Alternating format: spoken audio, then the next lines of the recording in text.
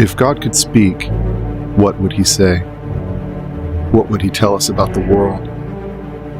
Humans need to be kept on their toes, because if they're relaxed and if they enjoy peace for too long, then they're less constructively scared. And if they're less scared, they have less desire to honor us. They start to feel blasphemies without consequence. And I think that's real dangerous. I think things need to go back to the old days, where everybody down there is always on edge. I've been so lax about it. I'm just gonna go the full wipeout mode and indiscriminate. I haven't done that for a while. I'm gonna take out, like, I think half what? Half the world. I'm gonna fucking shock them. I'm gonna petrify them, and I'm gonna demoralize them into submission. Phase 1, natural disasters. Phase 2, oh yeah, I wheedle my way into their tender and bouncy little hearts, turn them inky black. If woven correctly, then it's just a hop, skip, and a jump to a 10-year conflict, which they think that they want. And what have I done? Now, it needs to be like that all over the world, all the time.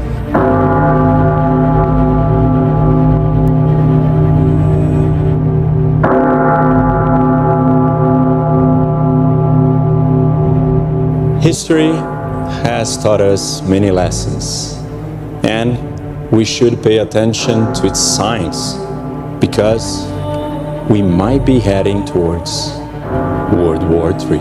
The head of NATO is warning Europeans must be ready for war on the scale faced by their grandparents or great-grandparents. We need to be ready, because at the end of this first quarter of the 21st century, conflicts are no longer fought at arm's length.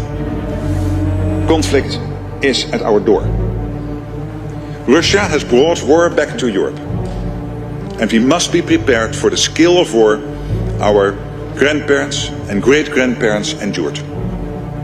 Imagine it, a conflict reaching every home, every workplace. Destruction, mass mobilization, millions displaced, widespread suffering and extreme losses. Europe is shifting closer towards a war footing, with France unveiling a new national military service plan targeting teenagers. President Emmanuel Macron says his country needs to mobilise and must be ready to defend itself. Un nouveau service national va être institué progressivement dès l'été prochain. Si notre pays flanche, if our country falters because it is not prepared to accept, let's be honest, to lose its children, if we are not ready for that, then we are at risk. Alors on est en risque. Now here in France, the French government is working on a survival guide that they will distribute to households.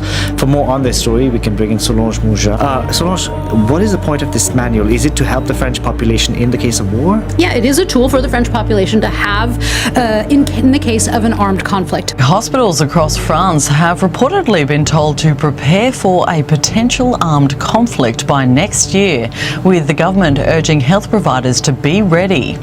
According to French media, in a leaked letter sent to health agencies across the country, the government says hospitals should be prepared for a major military engagement as soon as March 2026.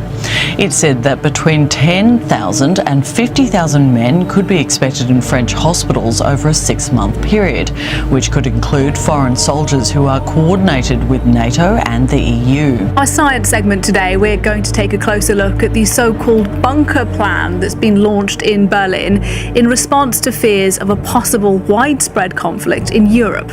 The plan aims to identify all shelters or bunkers that are capable of identifying the population in the event of an attack. Germany has announced military tests for emergency conscription affecting all 18-year-olds as the country braces for World War III. Europe is training more troops as tensions with Russia rise.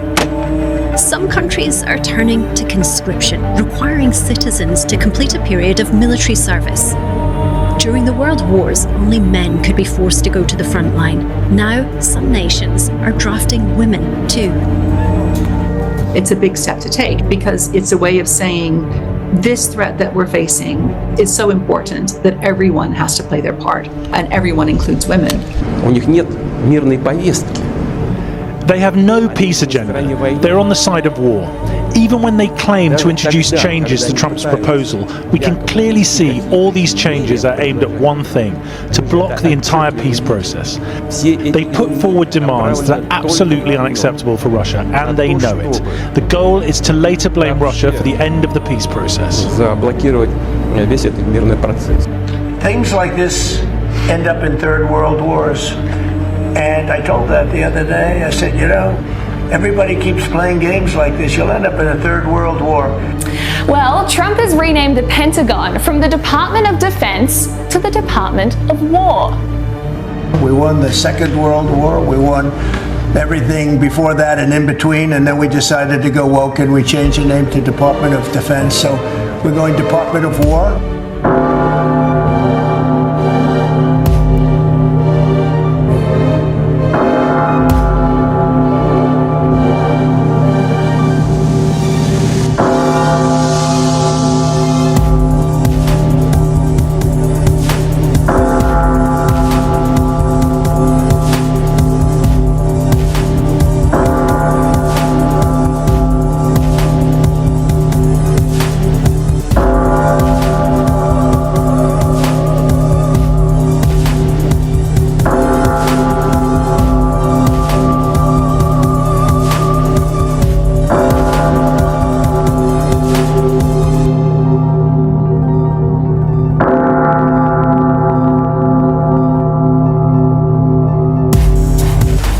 I watched as the Lamb opened the first of the 7 seals.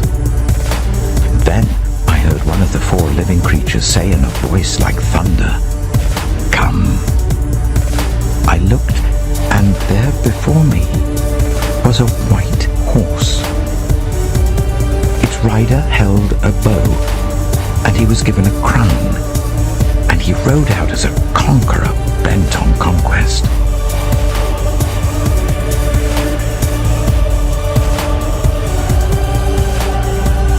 When the Lamb opened the second seal, I heard the second living creature say, "Come." Then another horse came out, a fiery red one. Its rider was given power to take peace from the earth and to make people kill each other. To him was given a large sword.